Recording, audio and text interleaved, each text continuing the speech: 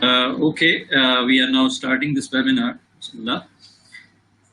As you know that today's webinar, the title is about the PMP exam preparation, and it's about understanding the PMP exam question types.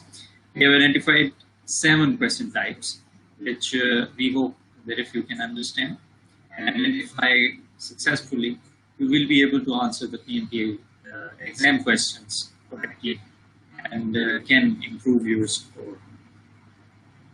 So let's start with the first question type, which is questions with 2 right answers.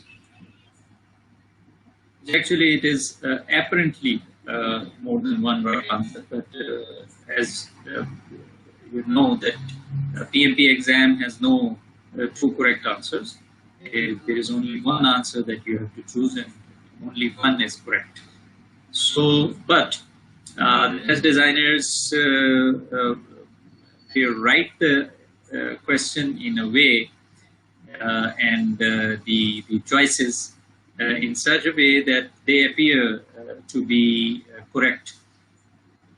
So they actually, through this, they weed out less experienced project managers. Most project managers who have lesser real-world experience, they can feel difficulty with such questions. And the more you have real-world experience, the more you understand the real-world suboptimal situations where you have to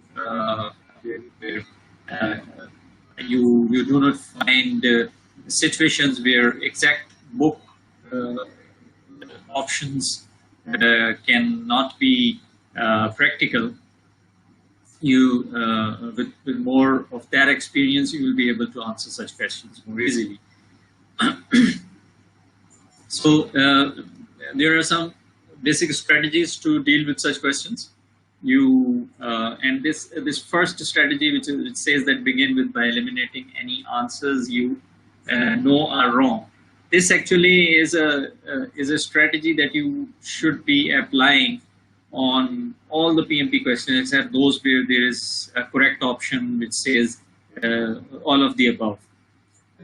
Leaving those questions, and this is this one, you will be able to eliminate at least 1 option in each PMP question with that will be obviously wrong. That will very easily be you will be able to immediately strike out. And most of the times you will be left with 3 options, out of which you have to select 1, 3 or 2 options. You can strike out 2. Now the other thing is that always assume that you will be dealing with a suboptimal choice, just like the real world, as I have said. That in the real world, you won't be able to. The textbook answer is not going to be the one of your choices. So situations where you might want to do more than 1 of the choices, it is important to ask yourself what you would do first. Now, with your real-world experience and with the information given in the question, if you see that there are 2 choices that appear to be correct, both appear to be correct, then the best thing is to identify their sequence, which comes first. So PMI has a very specific perspective of this. The first thing you should do is to see what you should do first. You in any situation, in any issue, or any problem, or in any scenario that the question presents before you, your first, as a project manager, your first action would be to evaluate your alternatives and to evaluate the situation correctly. Only then you would be taking any steps to solve that issue or to deal with that situation. Let's take a sample question for this. Here it says that during your daily stand-up, a teammate reports that they are struggling with a critical task that is causing the project backlog item to be delayed. What should you do? Here you have 4 choices. Immediately inform the sponsor and key stakeholders. Second choice is evaluate alternatives with the team. Third choice is trust the team to handle it. And fourth choice is keep pushing ahead as there is nothing you can do. So obviously, as I just said, that in this, out of these 4 options, obviously most of the people will be able to strike D out. It says that keep pushing ahead as there is nothing you can do. Because as project manager, you should be your first duty is to resolve the issues that the team presents to. In this case, as it says that your project team member is coming to you and calling your attention and requesting your involvement to solve a issue, that implies that the project team member is not able to solve, or at least has not yet solved the problem. Either not able to or has not yet solved the problem. So this cannot be your option, that you keep pushing it and don't do anything. So you are now left with 3 options, which is A, B, and C. The A option says that immediately inform the sponsor and key stakeholders. Now, it would be a good idea to keep the sponsors and key stakeholders informed. But as a project manager, it is a common experience that senior leaders do not respond well to a project manager who come with problems and not with potential solutions. So that cannot be your first option, your first action, that as soon as the teammate comes to you and presents an issue before you, you immediately jump to inform the sponsors or the key stakeholders. So the next option is with you is B, which says that evaluate alternatives with the team. This seems to be a very good line of action for a project manager. And the third choice is trust the team to handle it. Now, this is a tricky choice. Now, B and C are very close to each other. Let's discuss this option C, which says that trust the team to handle it. Now, if you see the question, uses the terms daily stand-up and backlog, and these terms actually, if you can identify that this question implies that the project is happening in an agile environment, because these are agile terminologies. So the project is using an agile methodology, and when agile methodology, the team is very independent with regards to their planning, how they want to deliver the sprint backlog or the project backlog as a whole. So they are independent in their own planning and in their own line of action. How will they deliver so in that case, this option C becomes relevant, which says that trust the team to handle it. But if you look at the first sentence, it says that during the daily stand-up, teammate reports that they are struggling with a critical task that is causing the project backlog item to be delayed. So this means that the project team, despite their independence of their planning activity, they actually are calling your involvement, and they are actually saying that they are struggling with it and they are not able to solve that problem. So in that case, by just trusting your team, the issue will not be solved. So you are now left out of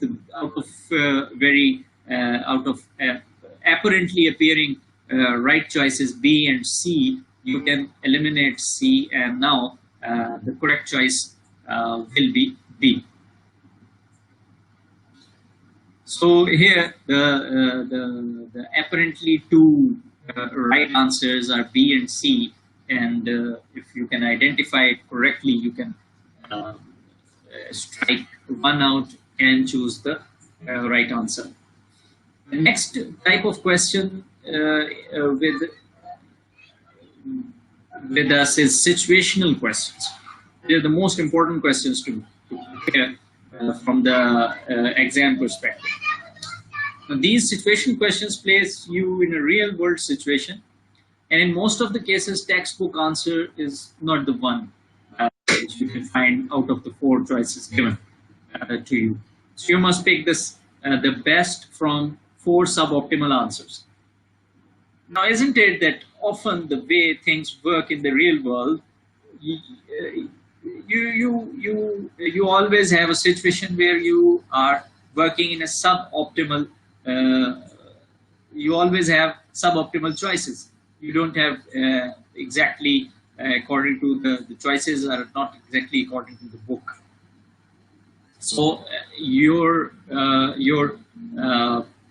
responsibility as a project manager would be to take the action that is the most appropriate and that is the best in 1 or 2 or more than that, multiple suboptimal options that you may have. So these situational questions are usually long text questions. Let's take an example. Here you can see that the question has a lot of text, and it says that Ahmed works for a large multinational organization that manufactures steel as a project. And he works as a project coordinator. The organization is matrixed. He is responsible for 3 different projects, each with teams of 10 to 20 team members who are also assigned to multiple projects. Yesterday, he received an email from the vice president of stamp products complaining that one of his 3 projects was failing to meet the customer's expectations, and they had sent notification of their intent to cancel the contract. What is the most likely cause of this problem?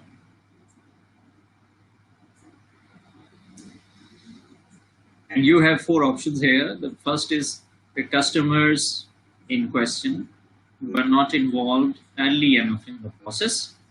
Second is Ahmed failed to get the customer to sign the scope statement. C can be scope definition happened after the backlog definition. And D is the customer did not read their email.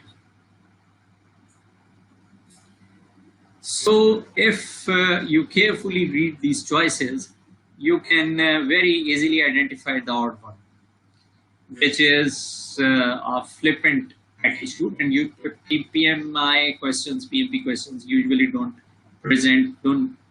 manifest such attitudes. And for example, this choice says that the customer did not read their email. So that is actually a non-serious attitude, and usually you won't be able to see such types of statements in the exam. But despite that, the customer did not read their email cannot be a cause, cannot be a reason with which a customer can cancel a contract. So you can immediately strike this D out. You are now left with 3 choices, A, B, and C. Now, the choice A says that the customer in question were involved and not involved early enough in the process. So this can be a probable cause. Second option is Ahmed failed to get the customer to sign the scope statement. This can be a possibility. And scope definition happened after the backlog definition. This can also be a possibility. But if you again see the question, the whole of the question has no information with which you can confirm B and C. B says that Ahmed failed to get the customer to sign the scope statement. Although this can be a possibility, but with the available information, you cannot confirm that B happened, that this actually happened, that Ahmed failed to get the customer to sign the scope statement. You have no information to confirm that out of the 4 choices, actually this happened. And again, if you see that option C says that scope definition happened after the backlog definition, this can also be a possibility, but with the available information, you cannot confirm this. Whatever you can confirm is that the customers in question were not involved early enough in the process, and this actually can also be a cause of B and C. If Ahmed fails to get the customer sign the scope statement, this actually means that the customer was not involved early enough in the process. And the option C, where scope definition happened after the backlog definition, this also indicates that the customer was not involved early enough in the process. So the situational questions actually have long text, and you have to carefully read the question and understand what the question is actually asking about. So here, the root cause, the correct choice would be A, that the customer in question was not involved early enough in the process. That's why the project scope is not met, and the customer is taking the decision that is stated in the question. The next type of questions that you can see on exam are mathematical or modeling questions. So these mostly there are two types of exam takers. One who are comfortable with situational questions and ambiguous situations, where they can think abstractly and find out correct practical choices. And there are other people who are more comfortable with mathematical and analytical problems. However, PMP exam has a lot of former than the latter, which means that more you will be seeing more situational questions, and as compared to the number of situational questions, you will be seeing lesser number of mathematical or analytical questions. But of course, that does not mean that you do not have to know the formulas and modeling techniques that are required or used in the project management discipline. And there is one other factor which makes these questions a make or break situation. Why I'm saying that is because not usually, but there are chances that you see some series of questions, which means that a first question may ask you about some calculation, and based on those, the result of that calculation, the second and even the third question may ask you questions about based on that first question. So if you answer the first question wrongly, then there are chances that you are not right in the second and third question. So these not able to answer the mathematical question correctly, there are very less chances. It is almost impossible to pass the exam if you get a series of questions wrong. This is usually seen in the exam. But this is an example question which is presenting. You can either be given a table or a network diagram, and this question asks you the total project duration. Here the total project duration is 38. And as I have said, that you can see series of questions. So there can be a second question.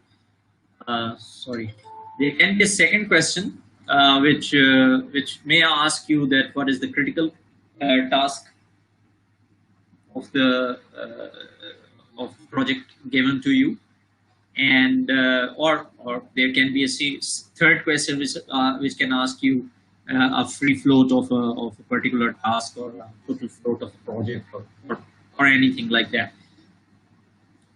So you can see mathematical questions, and you can for mathematical questions there can be a series of questions which may be related to each other. So you have to be careful. These questions they are easy because they have absolute answers. They can be You can be very sure that you have answered a question correctly. But if you answer them wrong, there can be chances that you, based on that wrong answer, your subsequent questions are also uh, wrong, and you miss those as well. So you have to be careful about. There are not many. You should be careful about understanding and practicing the formulas and analytical techniques that are used in the book guide or in the project management discipline with respect to the exam.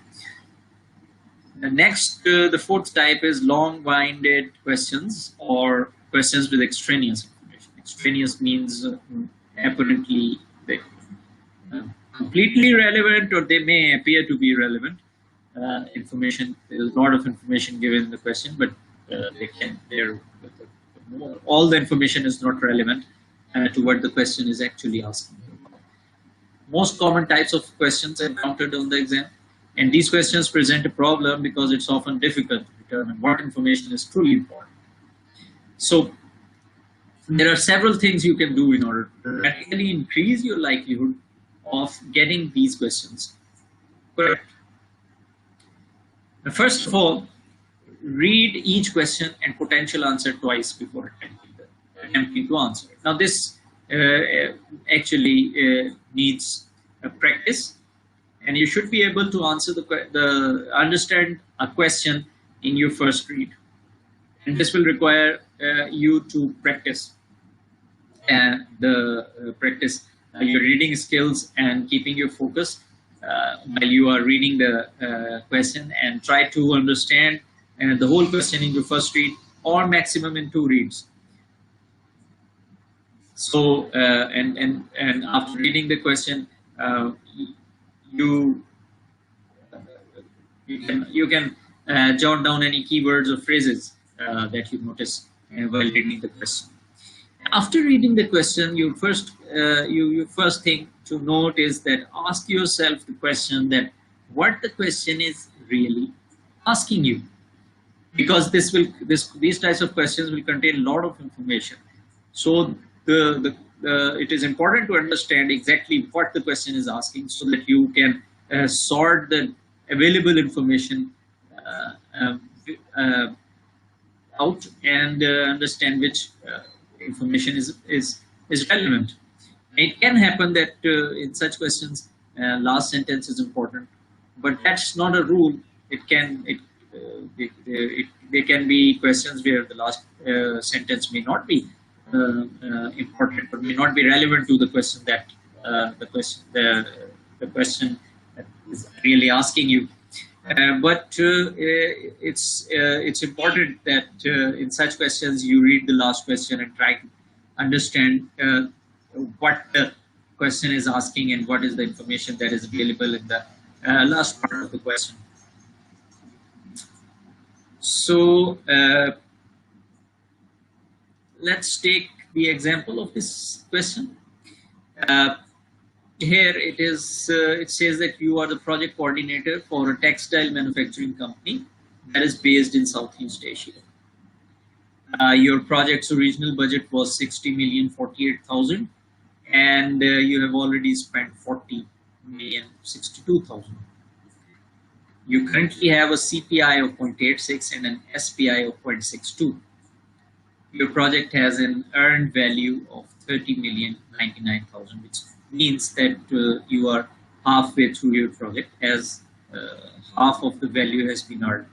Total budget was 60,048,000 and you have earned 30,099,000. It's a little more than half. and an ETC which is estimated to complete is 20,088,000. This is a lot of information, a lot of money numbers that are given to you. Now, it's let's read further. You are more than halfway through your project and have a TCPI of 0.86, which is two complete performance index. Your sponsor has just requested a major shift in project scope. What should you do? You have four choices. Try to convince the sponsor to change their mind. One. Second is agree to implement the changes immediately. Third is evaluate the changes for impacts to the cost and schedule. That is third option. And fourth is stop the project until the issue is resolved. This question has a lot of information regarding earned value management. And of course, answering this question requires that you know about earned value and its various indicators and what do they mean in order to sort the information. Now, this question is actually asking you that when your sponsor asks you about a major shift in the project scope, what should be your reaction? So, from this point, by understanding what the question is really about, you can, if you understand what earned value is, then you can easily identify that all the numbers that are given, the total budget, the planned value, and the earned value, CPI, ETC, TCPI, all this information was not relevant. Only the last sentence is pertinent. You have the choices. Your first choice is try to convince the sponsor to change their mind. Now, as a project manager, without understanding what the issue is, why the sponsor is coming to you by to make a major shift in the project scope at this time when you are more than halfway through your project, you cannot just immediately try to convince the sponsor not to change their mind. There's one thing that should precede this, which will be to understand why the sponsor is suggesting that. Your second option is agree to implement the changes immediately. That again cannot be your choice as a project manager, because at this stage, as the question is telling you that this is a major shift in the project scope, which means that there will be a large number of changes that will be required to be implemented. If you have to implement that change, so that again has to go through the change management process. The form integrated change control process will be initiated if that decision is made. And of course, this cannot be your immediate reaction. For the implementation of changes, many things will be preceding this action. Third option is evaluate the changes for impact to the cost and schedule. This is a very reasonable option, that you will try to first evaluate what is the impact of those changes. And number C, the fourth choice you have is to stop the project until the issue is resolved. This again is not an option. With the option given that you will evaluate the impact, you cannot select D as your first reaction. You cannot immediately stop the project without understanding the cause, without understanding the impact of the change that is coming up. So here, you see that long-winded questions have a lot of text in it, and there are extraneous information which are not either they are not relevant to the question what is asked, and or there can be situations where the information appears to be relevant. So in this question, your correct choice is Option C. The next type of question we have is understanding versus memorization.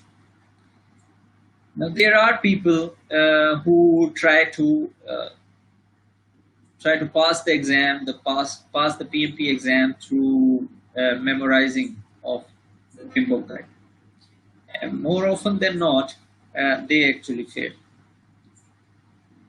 But that does not mean you should not read the PMBOK. You must read the PMBOK guide and understand it fully, successfully pass the exam. However, you will not pass the exam just by memorizing the processes and the knowledge areas, process groups, and ITTOs. That is not enough. The important thing is, as you will be seeing a lot of situational questions in the exam, and that suggests that the most important thing PMI is trying to judge is that how well you are able to use your knowledge, use your project management knowledge, and apply that knowledge in real world situations to make decisions that are best out of many suboptimal choices that you have. So that is what kind of questions that can PMI ask that require memorization as a baseline and at the same time require knowledge of practical application? Let's examine a sample question. The question says that at lunch you are sitting with a new employee within the organization. They are an experienced Scrum Master and commenting about how frustrated they are with the organizational requirement to use a work breakdown structure for their projects, especially early in the process when requirements are so poorly defined. You comment that a properly done WBS is similar to an FPS. The FPS is a feature breakdown structure or function breakdown structure. Now, as WBS is a breakdown of the work required to deliver the project's product or service or result, FBS is the breakdown of the product itself, its features and its functions. So that is the difference. So you commented that a properly done WBS is similar to an FPS and an important tool for project success even early in the project. Now, which of the following statements best justifies this statement? Now, you imagine that after making this statement, later on you presented some argument as well in order to justify your statement and justify your claim that WBS, a use of WBS early on in the project is beneficial for the project as a whole. So that justification can be what out of the four choices that are given. First choice is that WBS is a great communication tool. Second is a well-formed WBS provides a strong visualization of the product of the project across its phases. A well-formed WBS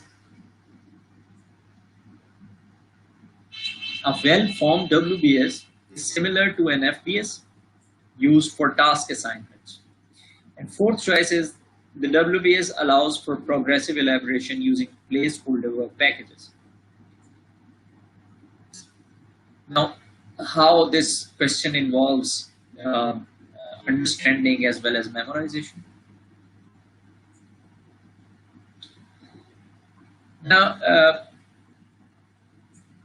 this question requires you that you must understand or you must know what a WBS is and what it is used for. That is the memorization part of it.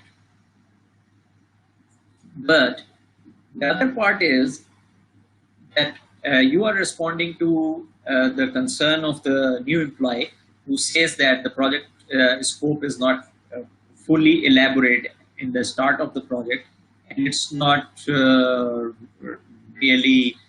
He feels that it's not really productive to use the WBS early in the project's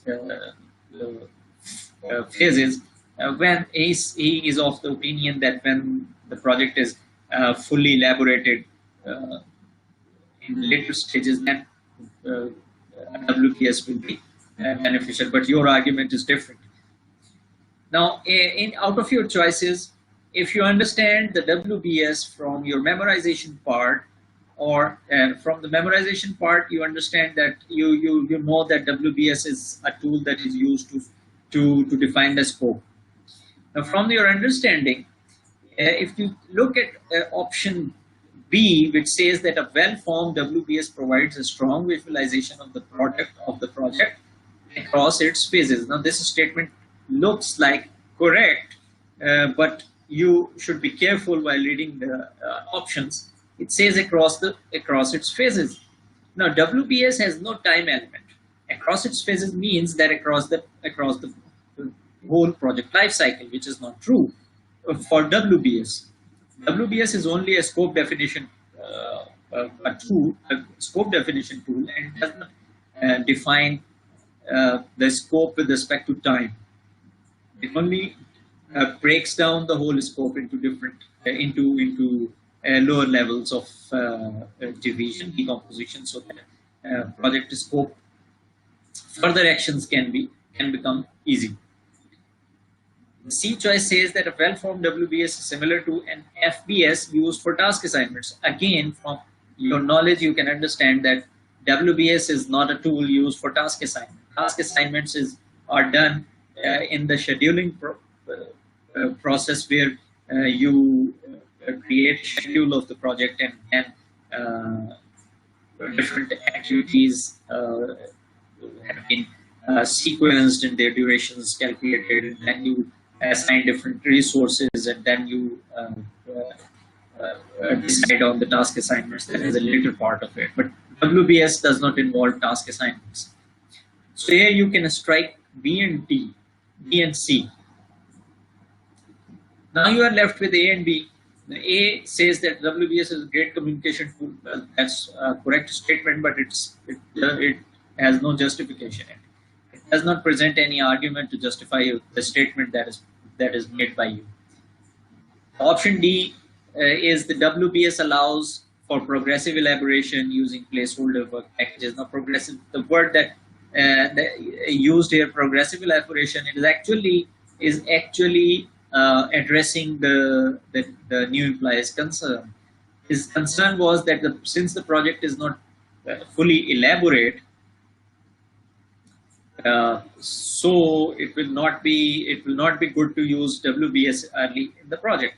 Now this statement is addressing the concern and saying that WBS does allow progressive elaboration by using placeholder work packages. Now, in the start, when you create WBS, you can assign placeholder work packages where where the scope of the project is not fully elaborate, and you will place fully defined work packages at those areas where the project scope is fully elaborate.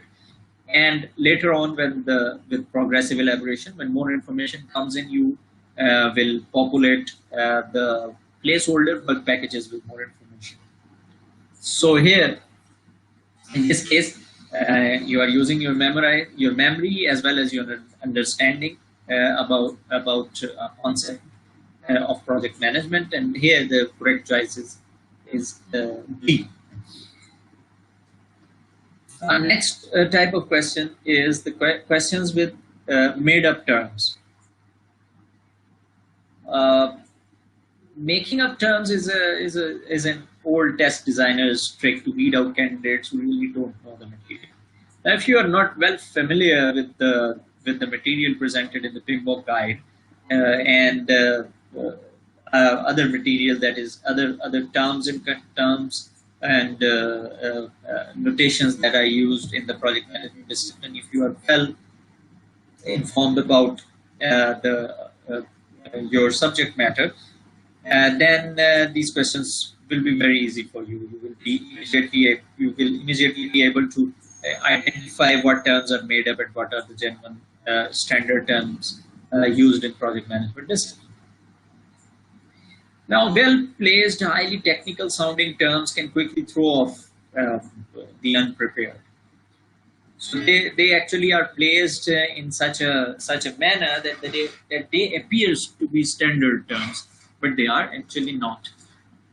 PMI, although rarely attempts to trick test takers by requiring you to remember complicated acronyms, and most terms are completely spelled out, but you should be ready to encounter such questions as well, where you see some hidden terms which look very familiar to you at first sight, but they are actually not standard terms, they are made up terms. Let's take an example. This is a question which says that your boss wants to know what cost performance measures your team must achieve to complete the project within the original budget. Which of the following do you provide to him?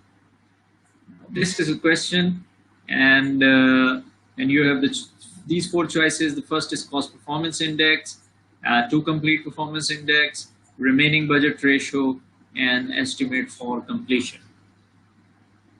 Now, if you know your text, know your content, you can easily identify that remaining budget ratio is not a standard term.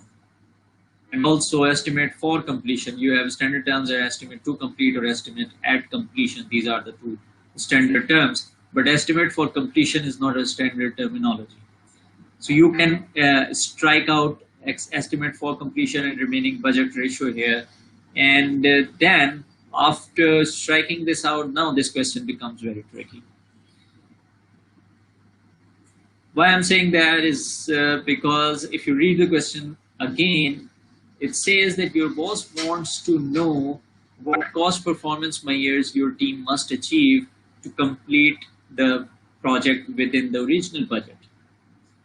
Which of the following do you provide him? Now you have two choices, cost performance index and to complete performance index. Now both are standard terms and both are indicators which tell you about the status of a project. But since the project is, the boss is asking you about the future and not about the project status so far, so the most relevant indicator here is to complete performance index, which provides the project manager a target to achieve. And the boss is also talking about the measure, the performance measure that your team must achieve to complete the project within the original budget. So here the correct choice is B, which is the to complete performance index.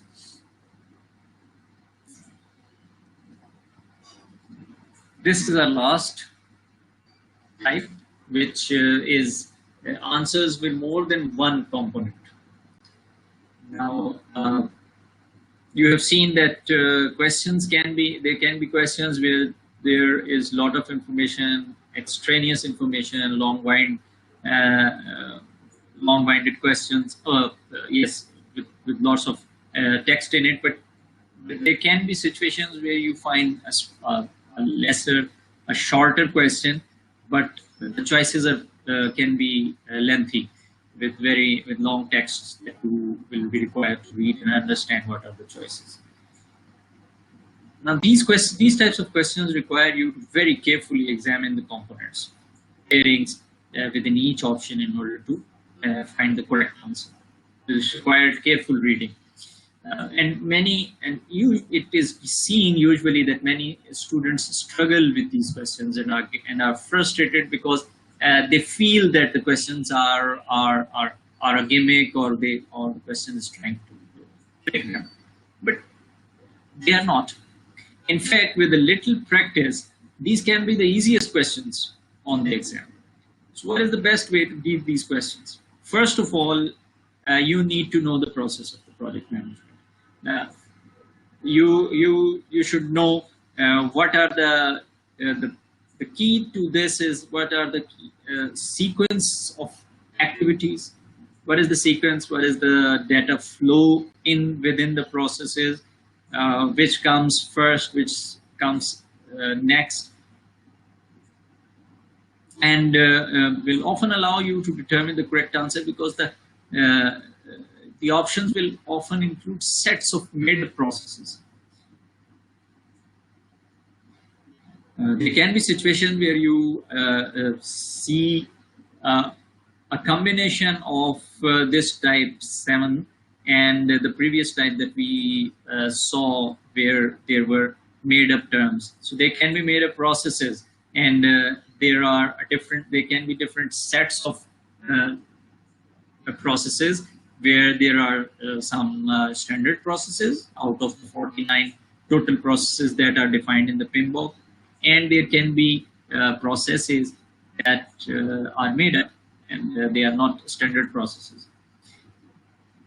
So your again, here in such questions, you first try to eliminate any incorrect choices, which after understanding the question, which is actually obviously wrong, and that can be immediately eliminated. So you should first, in order to reduce your choices, out of which you have to select the correct answer.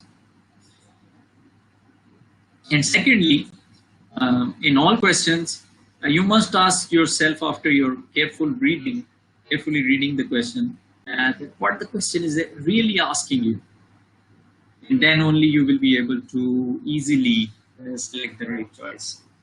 Let's take a sample here.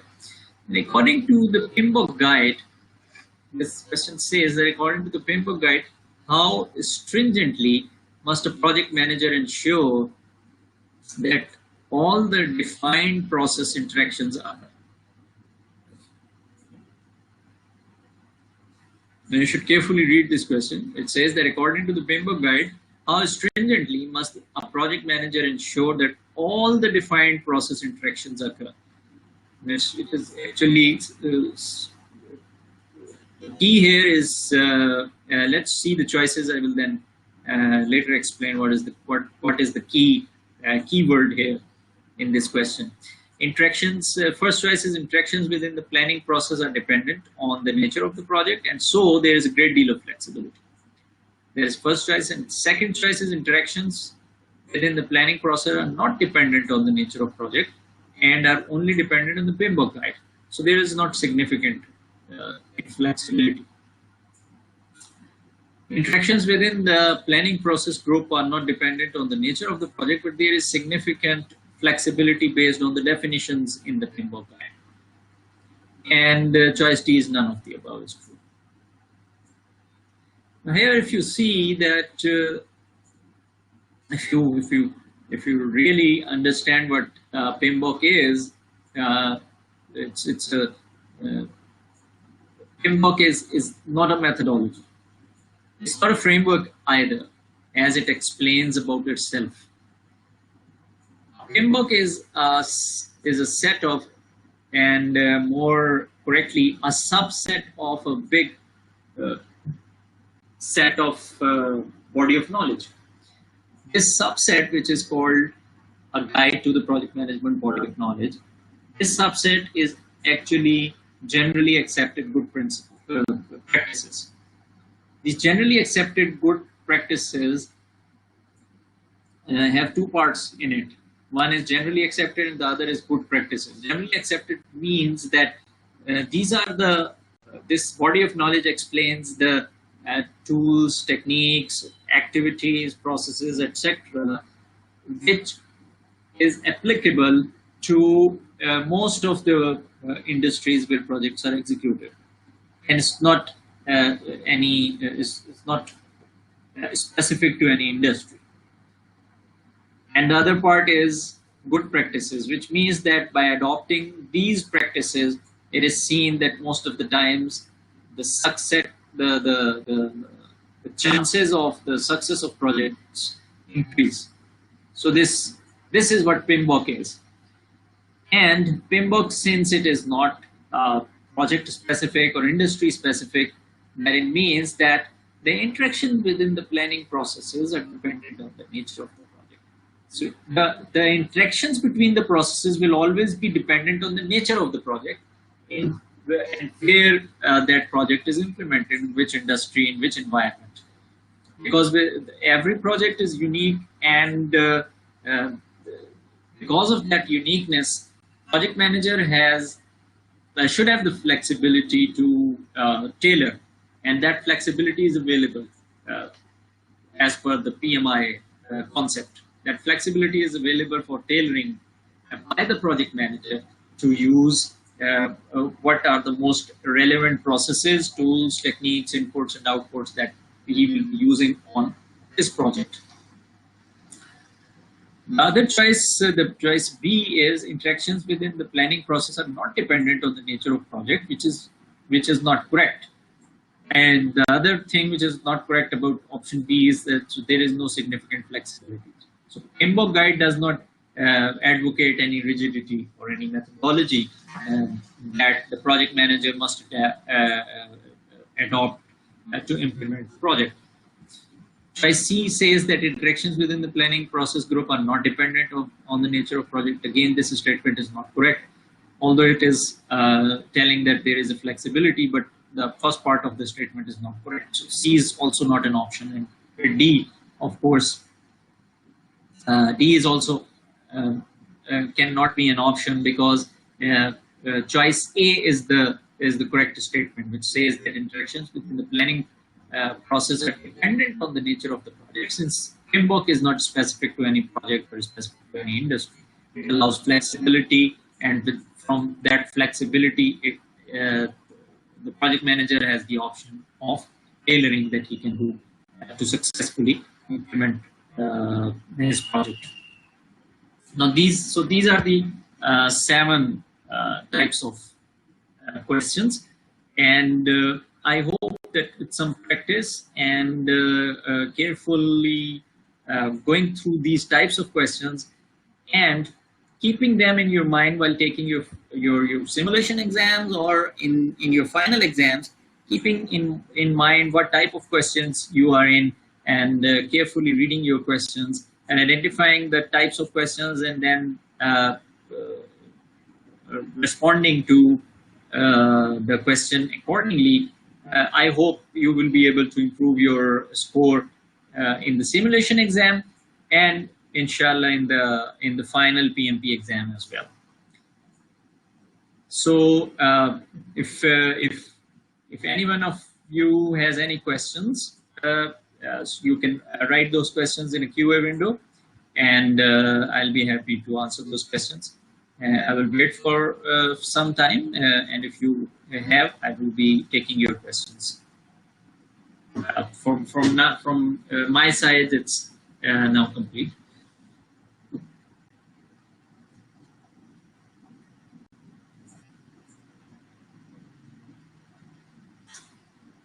Okay, since I am not getting any questions, so guys, thank you for joining, and I will try to do some more PMP prep webinars in coming days.